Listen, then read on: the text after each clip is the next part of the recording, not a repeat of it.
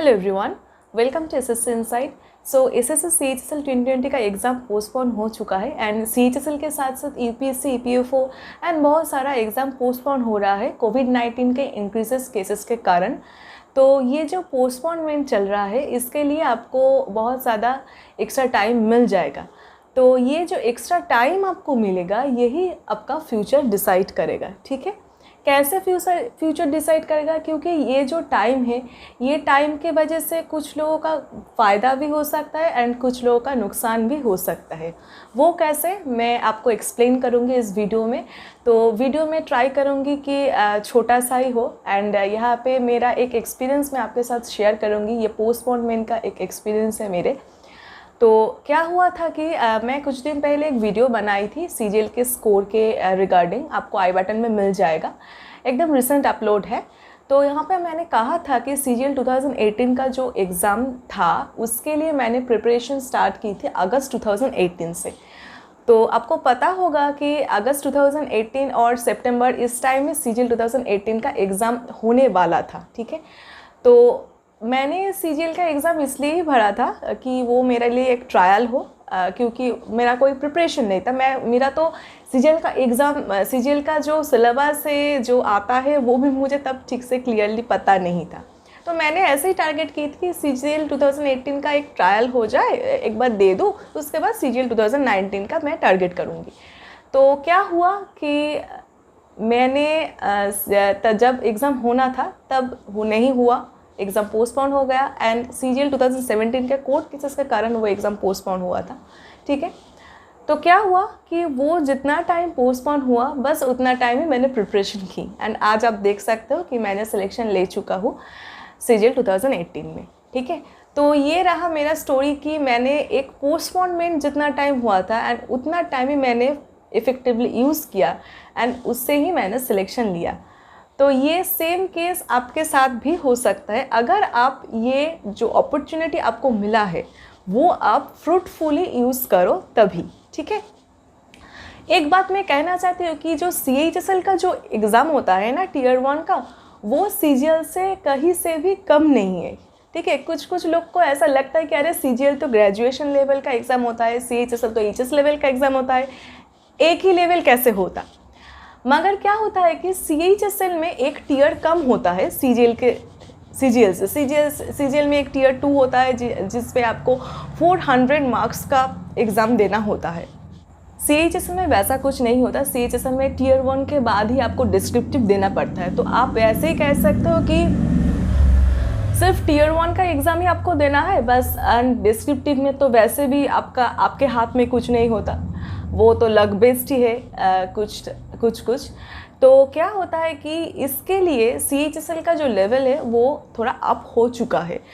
पहले जो आता था एग्ज़ाम में सीएचएसएल का, अब वो नहीं आता। अगर आप प्रीवियस ईयर्स का क्वेश्चन देखोगे, एकदम टीसीएस का जो क्वेश्चन है एकदम रिसेंट, वो देखोगे तो आपको पता चलेगा कि सीजीएल एंड सीएचएसएल में आप कभी डिफ्रेंशिएट नहीं कर सकते, इतना लेवल अप हो चुका है सीएचएसएल का। ठीक है, तो सीएचएसएल कहीं से भी सीजीएल से कम नहीं है। तो ये तो दिमाग से आप हटा ही दो कि सीएचएसएल तो इजी है, कितना ही टफ क्वेश्चन आएगा। सबको पता है, अगर आपको प्रीवियस ईयर्स का क्वेश्चन आपने देखा है तो आपको पता होगा कि सीएचएसएल क्या क्या दे सकता है सीएचएसएल में। ठीक है, तो ये फर्स्ट पॉइंट है सीएचएसएल एग्ज़ाम के रिगार्डिंग। सेकेंड पॉइंट ये है कि क्या होता है कि जब आप एग्ज़ाम देने जाते हो तो आपका जो प्रिपरेशन होता है वो एक पीक पॉइंट पे होता है कि अब हमारा एग्ज़ाम आ चुका है, अब तो सब सिलेबस भी कंप्लीट है, मॉक्स भी दे दिया, मॉक्स का एनालिसिस भी कर लिया, सब कुछ कर लिया, सब ठीक ठाक है, एकदम परफेक्ट है। उस टाइम आप एग्ज़ाम देने जाते हो, बस आपका एग्ज़ाम पोस्टपोन हो जाता है एंड क्या होता है कि आपका जो पोटेंशियल था, मतलब जो आपका जो कर्व चल रहा था ना परफॉर्मेंस का, वो एकदम स्लैश हो जाता है। क्योंकि क्या होता है कि जब एग्ज़ाम पोस्टपोन होता है आप क्या करते हो कि अरे एग्ज़ाम पोस्टपोन हो गया, कब होगा पता नहीं, थोड़ा अब टाइम है तो अब थोड़ा रिलैक्स कर सकते हैं, थोड़ा टाइम पास कर सकते हैं। तो ऐसे करते करते कब आपके हाथ से वो अपॉर्चुनिटी छूट जाता है आपको पता भी नहीं चलता। ठीक है, तो यही आपको रोकना है। ठीक है, आपका जो परफॉर्मेंस है वो ऐसे ही सिर्फ एक्सपोनेंशियली इंक्रीज़ ही होना चाहिए, एकदम ही स्लैश नहीं करना चाहिए। ठीक है। तो क्या होता है कि एग्ज़ाम 3 तरह के एस्पिरेंट्स देते हैं। एक है जिनका एकदम फुल्ली प्रिपेयर्ड है, कुछ भी बचा नहीं, एकदम 90 to 95% प्रिपरेशन आपका हो चुका है, ठीक है। एक है मीडियोकर टाइप का, मतलब कि आपका होगा कि 3 की 4 महीने आपका प्रिपरेशन चल रहा है, अभी तक सब कंप्लीट नहीं हुआ है, कुछ कुछ बचा हुआ है सिलेबस में भी, एंड मार्क्स में भी उतना अच्छा मार्क्स नहीं आ रहा है। एंड कुछ होता है जिनका एग्ज़ाम का कोई प्रिपरेशन ही नहीं है, वैसे ही ट्रायल देने के लिए जा रहे हैं, जैसे मैंने सोचा था CGL 18 के टाइम के, मैंने तो बेस्ट ट्रायल देने ही जा रहा है। तो ये 3 तरह का जो एस्पिरेंट है उनको क्या क्या करना चाहिए ये मैं आपको बताऊँगी। फर्स्ट मैं बताती हूँ जिनका एकदम फुल प्रिपरेशन है, उनके लिए ये टाइम सबसे ख़तरनाक है, क्योंकि आप एकदम पीक पॉइंट पे हो आपके प्रिपरेशन का। अगर आप इस टाइम आपका प्रिपरेशन छोड़ दोगे तो सब कुछ ख़त्म हो जाएगा। आपको क्या करना है, अगर आप एग्ज़ाम के लिए 8 से 10 घंटे पढ़ रहे थे घर पे, एकदम टारगेट करके, एकदम रूटीन बना के कि आपको क्या क्या करना चाहिए, क्या नहीं करना चाहिए, तो आप वो टाइम आप इंक्रीज़ कर दो, आप 10 से 12 घंटे कर दो, ठीक है।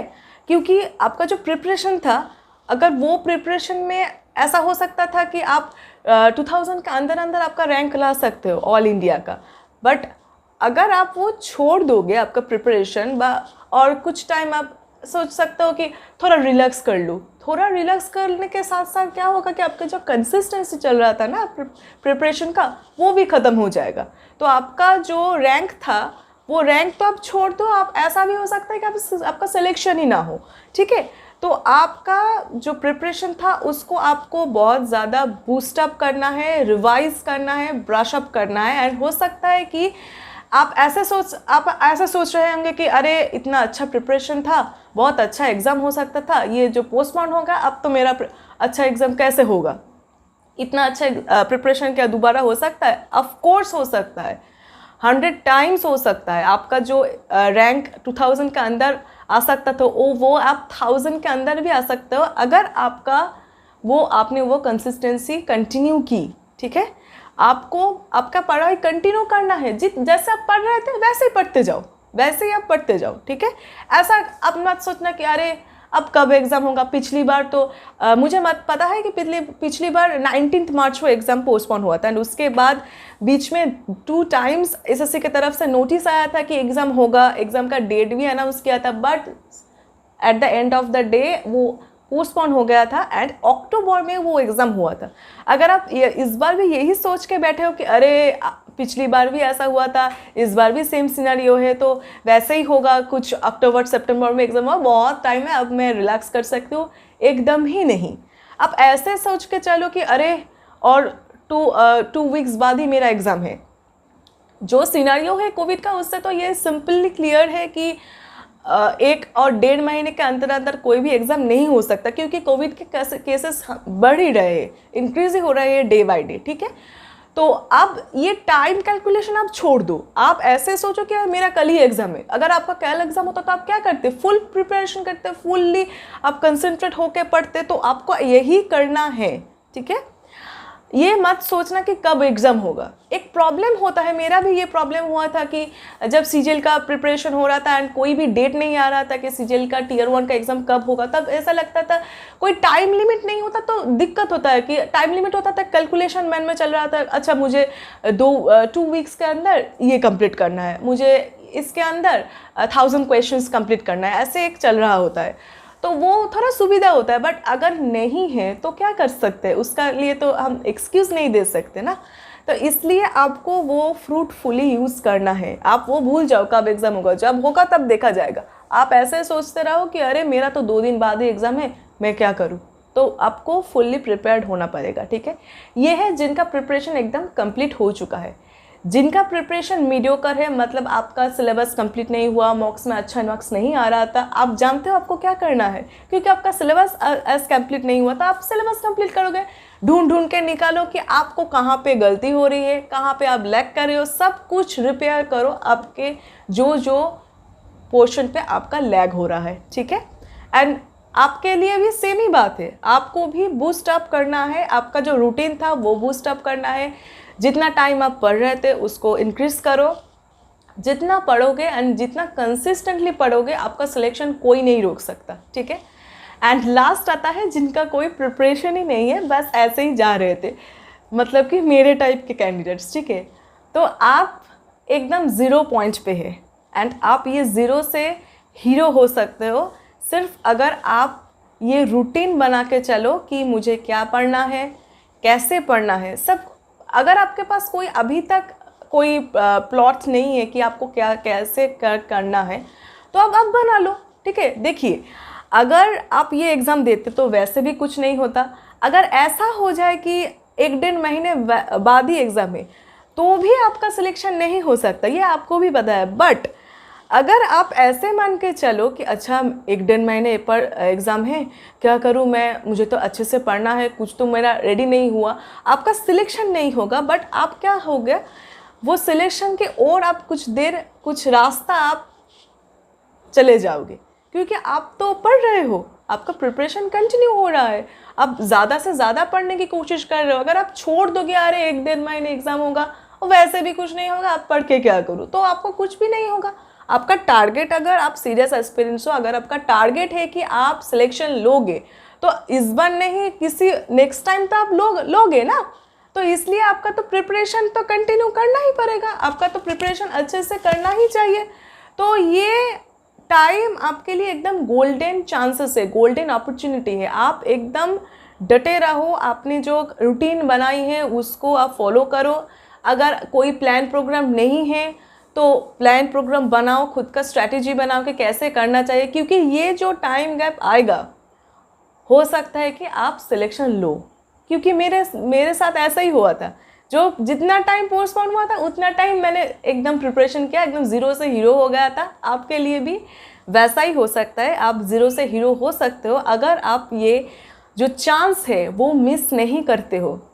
क्या होता है कि जब एग्ज़ाम पोस्टपोन होता है ना, पूरा सिनारियो चेंज हो जाता है। ऐसा कुछ कैंडिडेट्स हमेशा एग्ज़ाम देते हैं जिनका कोई उतना टारगेट नहीं होता है, ठीक है, और जिनका वैसे कुछ प्रिपरेशन नहीं हुआ। मेरे टाइप का जो स्टूडेंट था CGL 2018 का, जिनका कुछ प्रिपरेशन नहीं था, इस टाइम में वो लोग फुल्ली प्रिपेयर्ड हो सकते हो। तो इसलिए आपको ये टाइम बहुत अच्छे से यूज़ करना है, बहुत अच्छे से यूटिलाइज़ करना है, बहुत इफ़ेक्टिवली यूज़ करना है, क्योंकि ये टाइम आपका फ्यूचर बदल सकता है, आपका सब कुछ बदल सकता है, ये सिनेरियो चेंज कर सकता है आपका। तो ये पोस्टपोनमेंट के कारण, पोस्टपोनमेंट तो कभी भी होना नहीं चाहिए, क्योंकि ये कैंडिडेट्स के माइंड को बहुत डिस्टर्ब करता है, ये तो सच बात है। अब जो सिचुएशन है, गवर्नमेंट को कुछ करना नहीं है, मतलब ये आप क्या कर सकते हो। आप अगर मैंने एग्ज़ाम अगर आपने पोस्टपोन नहीं किया तो बहुत कुछ गड़बड़ हो सकता है, तो इनमें उनका भी कोई हाथ नहीं, उनका भी कुछ करना नहीं है इनको। तो आप एक्सक्यूज़ मत बनाना, ठीक है। कहा किसको आप एक्सक्यूज़ दे रहे हो, आप खुद को तो एक्सक्यूज़ नहीं दे सकते ना। आप एक्सक्यूज़ मत बनाना कि अरे एग्ज़ाम पोस्टपोन हो गया इसलिए मेरा तो अच्छा था प्रिपरेशन, अब नहीं है, ऐसा नहीं है, ठीक है। अगर आपका प्रिपरेशन एक बार अच्छा हो सकता है तो बार बार अच्छा हो सकता है, कोई आपको नहीं रोक सकता, ठीक है। तो ये जो टाइम है, ये टाइम में बहुत कुछ सिनेरियो चेंज होता है। तो आपको क्या करना है, इसको अच्छे से एक गोल्डन अपॉर्चुनिटी की तरह रखना है अपने पास एंड इसको अच्छे से बूस्टअप करो, प्रिपरेशन कंटिन्यू करते जाओ, ओके। ये सोच छोड़ दो कि कब एग्ज़ाम होगा, जब होगा तब देखा जाएगा। कोई नहीं जानता कब एग्ज़ाम होगा, SSC को भी नहीं पता है, किसी को नहीं पता है, क्योंकि ये आपका सिनेरियो के ऊपर डिपेंड करता है कि कोविड के केसेस अगर इंक्रीज होता जाते हैं तो आप जानते हो पिछली बार जो हुआ था इस बार भी वो हो सकता है, ठीक है। तो वो सब छोड़ दो, अगर वो सब आप सोचने बैठोगे तो आपका टाइम ही खराब होगा, क्योंकि वो सोचने का कोई फ़ायदा नहीं है कि कब एग्ज़ाम होगा, मेरा ये हो सकता था, मेरा वो हो सकता था, ये सब छोड़ दो। आपको जो करना है, अपना प्रिपरेशन कंटिन्यू करना है, कंसिस्टेंटली आपको पढ़ना है। दिन में जितना घंटे आप पढ़ रहे थे उससे ज़्यादा पढ़ना है, ठीक है। एंड ऐसे सोच के चलना है, ये डर आपका मन में बैठा रहना चाहिए कि एग्ज़ाम कभी भी हो सकता है, कभी भी SSC का नोटिस आ सकता है, ठीक है। ये डर आपके मन में बैठा रहना चाहिए कि कभी भी एग्ज़ाम आ सकता है। तो आपको रेडी रहना है, आपको सिलेक्शन लेना है एंड सिलेक्शन लेने के लिए आपको जो करना पड़े आपको वो करना है एंड आपको रेडी रहना है, ठीक है। तो जैसे कि ये जो पोस्टपोनमेंट हो गया है, तो मेरे जो एक प्लान है कि मैं जो प्रीवियस ईयर्स की क्वेश्चन है CGL, CHSL, MTS, ये तीनों एग्ज़ाम का, उसका मैं जो TCS का जो क्वेश्चन है स्पेशली, वो मैं यहाँ पे मेरे चैनल पे सॉल्व करवाऊँ। तो अगर आप कुछ भी सजेशन देना चाहते हो इसके रिगार्डिंग, तो प्लीज़ वो सजेशन मुझे कमेंट बॉक्स में ज़रूर बताना। एंड डिस्क्रिप्शन बॉक्स में मेरा जो टेलीग्राम चैनल है उसका लिंक आपको मिल जाएगा। अगर आपको अच्छा लगा तो आप ज्वाइन कर सकते हो, वहाँ पे आप अपना जो भी डाउट्स है, अगर कुछ भी मैथ्स, क्वांट्स, रीजनिंग आपको अटक जाता है तो वो आप वहाँ पे शेयर कर सकते हो, ग्रुप है, ठीक है। तो डिस्क्रिप्शन बॉक्स एक बार चेक कर लेना, ठीक है। तो यही बात मेरा आपके साथ शेयर करना था, क्योंकि पोस्टपोनमेंट के कारण कितना ज़्यादा फ़ायदा हो सकता है वो आपके सामने है, आप देख सकते हो। मैं पोस्टपोनमेंट के कारण ही ये सिलेक्शन ले चुकी हूँ। तो यही मैं आपको कहना चाहती हूँ कि कभी भी जो भी हो रहा है ना आपके आसपास, आप पॉजिटिवली लो, किसी भी बात को आप नेगेटिवली मत लो, क्योंकि नेगेटिवली लेने से आपका कुछ फ़ायदा तो वैसे भी नहीं हो रहा है, बट पॉजिटिवली लेने से आपका अगर फ़ायदा भी नहीं होता बट आप खुश रहोगे, एंड वो खुशी आपको आपके पढ़ाई में रिफ्लेक्ट करेगा, आपके पढ़ाई में वो आपको हेल्प करेगा, ठीक है। तो यही मैं आपके साथ शेयर करना चाहती हूँ। That's all, thank you.